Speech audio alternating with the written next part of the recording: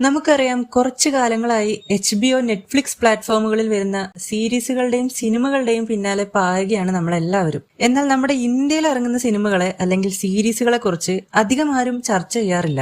പല വ്യത്യസ്ത കോൺസെപ്റ്റുകൾ ഹോളിവുഡിലും മറ്റും വരുമ്പോൾ അവയെ നമ്മൾ വാതോരാതെ പുകഴ്ത്താറുണ്ട്.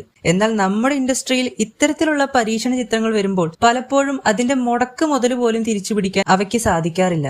ഇന്ന് നമ്മൾ നോക്കാൻ പോകുന്നത് അശുതോഷ് ഗോവരിക്കറിന്റെ സംവിധാനത്തിൽ 2004 പുറത്തിറങ്ങി ഡിസാസ്റ്ററായി മാറിയ സ്വദേശ് എന്ന സിനിമയെക്കുറിച്ചാണ്. ഷാറുഖ് ഖാൻ, ഗായത്രി ജോഷി എന്നിവരാണ് ഈ സിനിമയിൽ മുഖ്യ കഥാപാത്രങ്ങളെ അവതരിപ്പിച്ചിരിക്കുന്നത്. സ്വദേശ് എന്ന ഈ സിനിമയ്ക്ക് ശേഷം നടി ഗായത്രി ജോഷി മറ്റൊരു ചിത്രത്തിലും ഇതുവരെ അഭിനയിച്ചിട്ടില്ല എന്നതാണ് ഞെട്ടിപ്പിക്കുന്ന മറ്റൊരു സത്യം. റൊമാന്റിക് ഹീറോ എന്ന ടാഗ് മാറ്റിവെച്ച് സാധാരണക്കാരനായ മോഹൻ ഭാർഗവ് എന്ന സയന്റിസ്റ്റായാണ് ഷാറുഖ് ഖാൻ സ്വദേശിൽ അഭിനയിച്ചിരിക്കുന്നത്.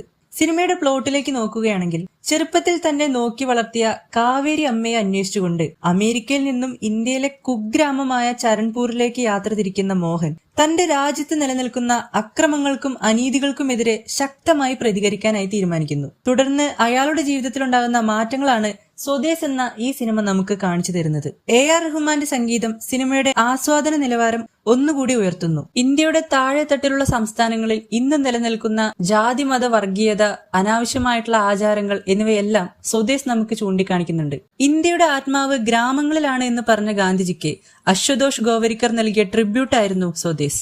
ഷാറുഖ് ഖാനെ റൊമാന്റിക് ഹീറോയായി കണ്ട പ്രേക്ഷകരെ തൃപ്തിപ്പെടുത്താൻ ഈ ചിത്രത്തിന് സാധിച്ചില്ല.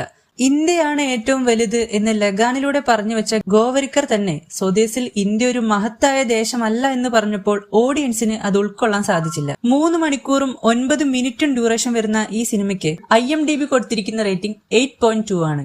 मैं नहीं मानता हमारा देश दुनिया का सबसे महान देश है, लेकिन ये जरूर मानता हूँ कि हमें काबिलियत है, ताकत है अपने देश को महान बनाने की.